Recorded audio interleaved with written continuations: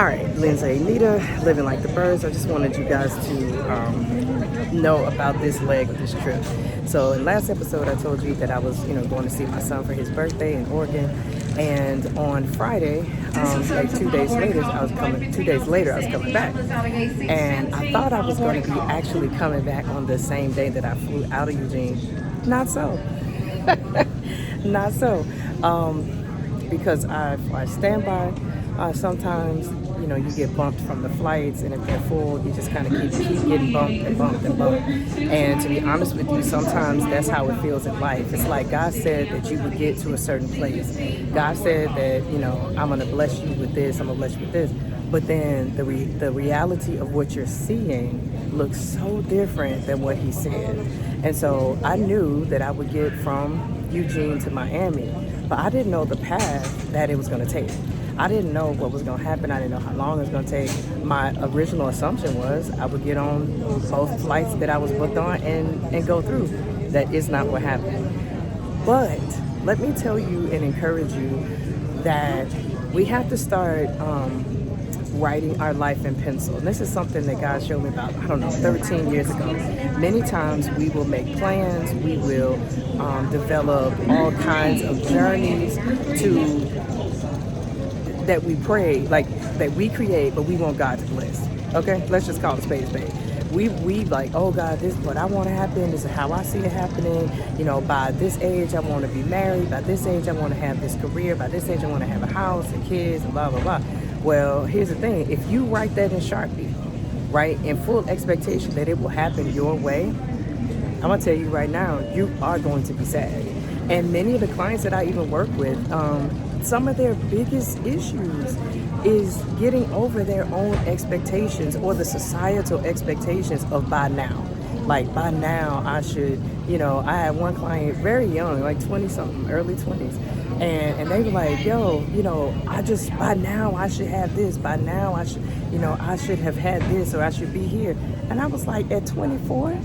Who has it together during that time? And many people, because of the pressures, I'm telling you, these influences and pressures in our lives from our family, from our spiritual influences, from education and from society, all have these expectations. And then the ones that we have on ourselves, these expectations about what life is supposed to be and what it's supposed to look like. And by now I should have this, and by now I should have that. Well, I'm 48, and by now I thought that I would have like my own house or, my own address at least, but I don't.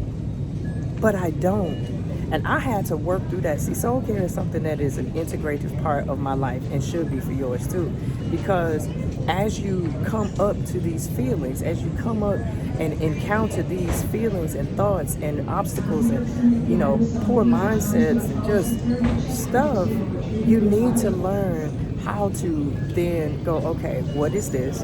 What triggered it? What do I need to do? And you do that in partnership with God. So when God invited me to live like the birds, I was like, what does that mean? And, and he's like, birds don't have addresses. It's like sometimes you hear cool stuff and you're like, yeah, until you have to do it. And then it'd be like, I don't want it. And so you end up having to process or really meet out with God, like, what is this? And what does it mean? And your real feelings about it. Because, some folk are trying to think, I prayed about it and I gave it to the Lord. I'm talking about be honest. I was like, at 48, I thought that I would have, an address of my own, a place to go back to, a place to, my own stuff, but I don't.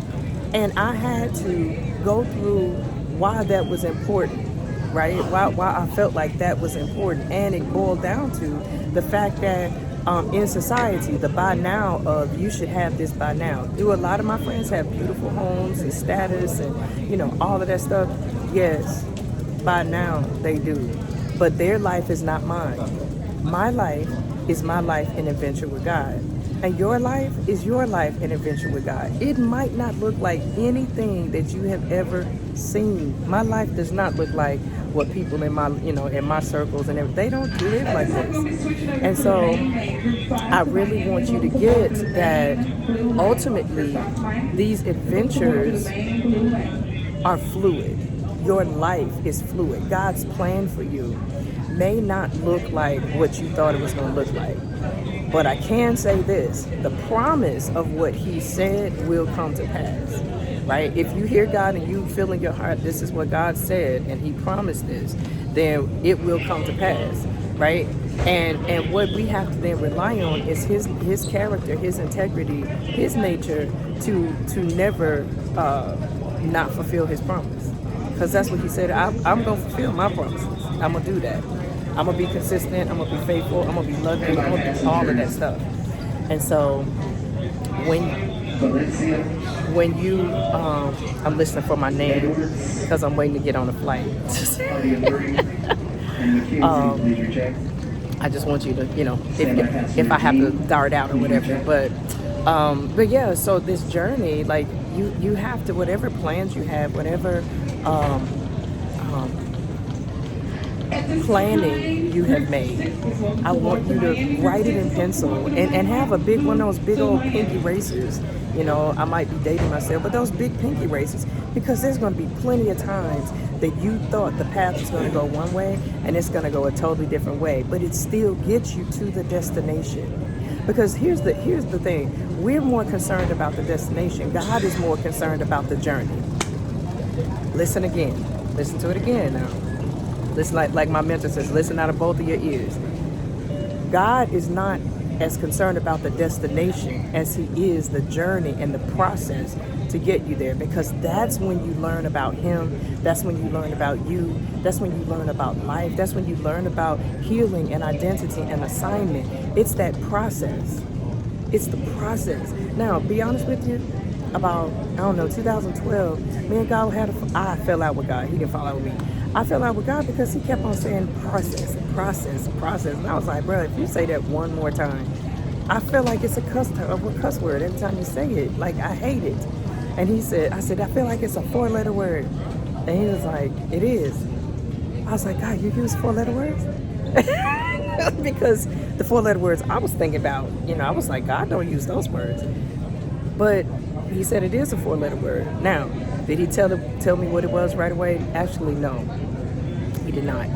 5 years later, the word process came back up in my life over and over. And I said, there's that word again, process. And I said, it's still a 4-letter word. That's how it feels to me. And he said, it is a 4-letter word. I was like, well, what is it? He said, love. Now, how do you argue with him over that? Love.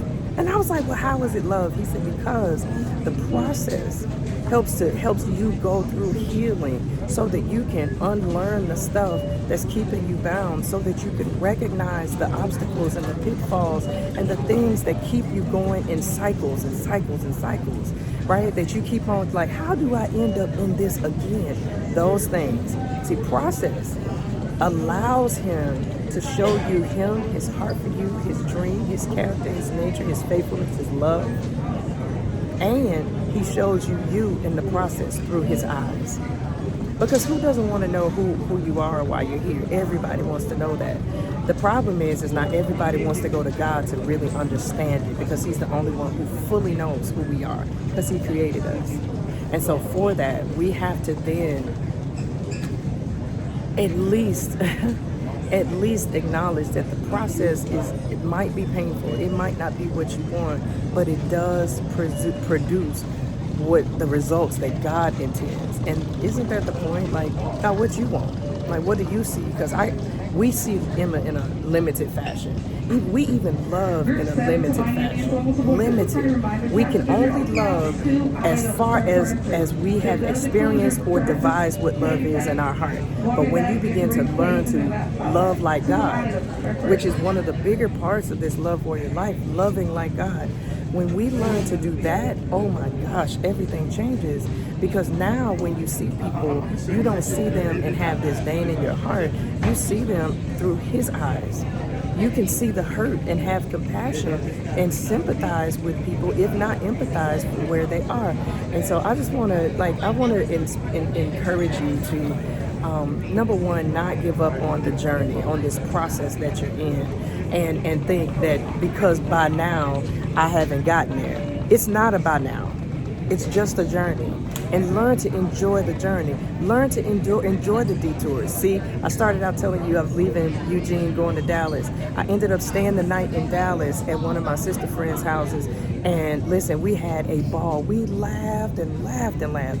And I was just like, God, thank you. I needed that, but I didn't know I needed it. I was concerned about getting to Miami, but guess what? She needed it, I needed it. We had an amazing time because of the detour to the journey, the detour to the destination. This was part of the journey the whole time. I didn't get upset about it. I'm not like bent over and just, oh my God, I can't believe that I had to wait another day. No, I got to spend time with my sister friend, and I'm here catching this flight now, which I gotta go because they about to leave me, and I'm talking to y'all.